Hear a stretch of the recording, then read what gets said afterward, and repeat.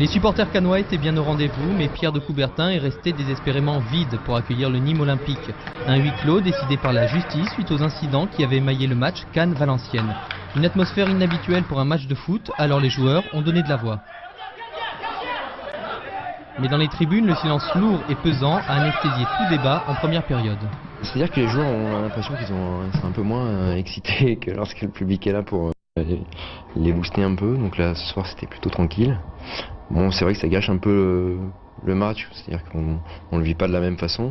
À l'entame de la seconde mi-temps, il se crée des occasions, mais sur un caviar de Fabrice Reperné, c'est Olagnier pour Cannes qui trouve le premier le chemin du but. Piqués au vif, les crocodiles nîmois montrent les dents. Bérac fixe par 2 fois le portier cannois et sur une tête plongeante réussit à battre Padovani. Un partout, le score reflète bien l'équilibre du jeu.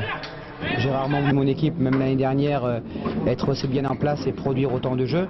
Malheureusement, il a manqué une chose aujourd'hui, c'est d'âme efficacité. Autrement, il y a le match, on aurait dû le plier. Les deux équipes cherchent à faire la différence dans le dernier quart d'heure de jeu et sur coup franc, le capitaine cannois Dominique Olagnier offre la victoire à ses hommes en signant un doublé. Ça fait plaisir personnellement, mais c'est un travail d'équipe. C'est vrai qu'être encouragé à domicile, c'est toujours important. Mais bon, c'est vrai que les dernières années, le public a été assez dur avec l'équipe. Alors, c'est peut-être pas plus mal que pour une première sortie à domicile, on est jouissant.